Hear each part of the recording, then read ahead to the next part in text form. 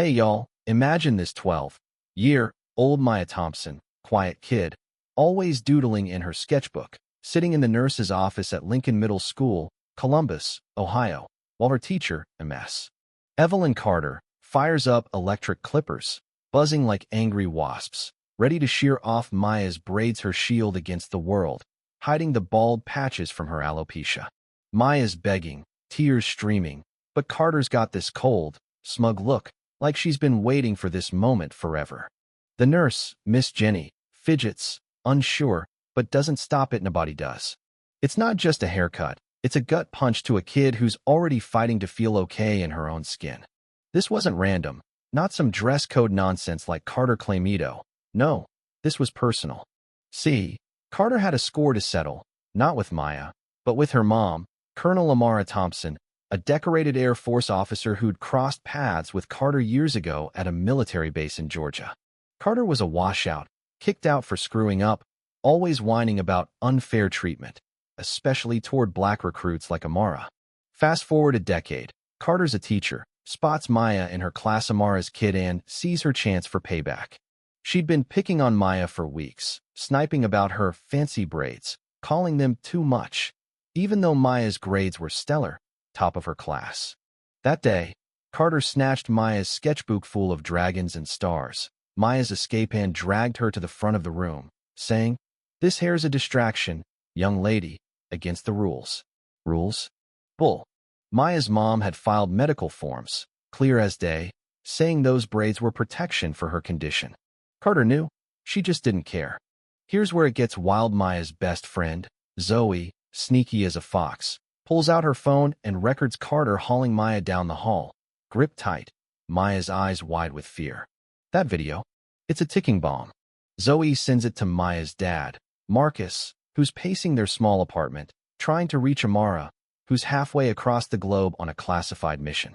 Marcus is a vet himself, tough as nails, but seeing his daughter's braids on the floor, her scalp raw and exposed, it breaks him. He's on the phone, voice shaking, leaving messages. "Amara, they hurt our girl, you gotta come home." Meanwhile, the school's already spinning a press release calling it a misunderstanding, slapping Carter with a one-day suspension, like that fixes anything.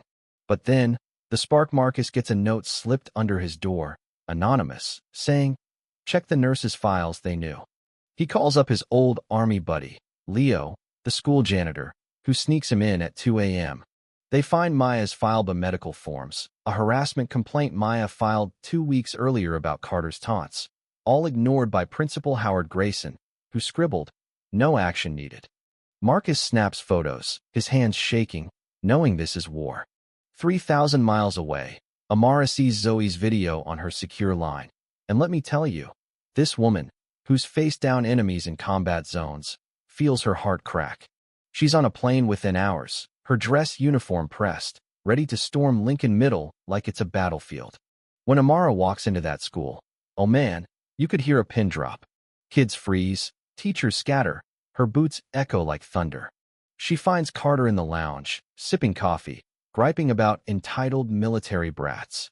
Amara steps in, voice low, lethal. "Fort Gordon, 2013. Ring a bell, Evelyn? You blamed everyone but yourself for flunking out. Sound familiar?" Carter's face goes white, coffee cup shaking, stammering, "I was just enforcing policy." Amara leans in, eyes like steel. "You touch my daughter. You don't get to hide behind policy." The room clears out fast. Nobody wants to be near that storm. Amara doesn't stop there. She takes on Grayson, slamming a folder on his desk. Complaints, medical forms, proof they knew and did nothing. "You let a predator hurt my kid," she says, calm but deadly. Grayson's sweating, offering settlements, counseling, anything to shut it down. Amara's not having it. This isn't about money, it's about justice. She's got a lawyer, Sarah Nguyen, a civil rights bulldog, and evidence from an IT guy, Tim, who saved deleted footage from the nurse's office. That video, brutal. Carter's voice, smug, saying, "Your mom's rank doesn't make you special. Princess, this is payback." The jury sees it, and it's over. Carter's convicted assault, endangerment, civil rights violations. 18 months in prison, no more teaching, ever. But here's the real win. Maya's pain sparks a fire. The state investigates, finds years of covered-up abuse at Lincoln. Grayson's out, half the district's leadership is gone, and new policies roll out, inspired by Maya's case. Congress passes the Maya Thompson Act, federal oversight for school discrimination, training to stop this crap before it starts. Maya? She's healing, painting phoenixes rising from ashes, her art raising thousands for kids like her. By 17, she's valedictorian, standing tall, no wig, no shame, saying, "They tried to break me, but I built armor from love, from justice, from knowing who I am."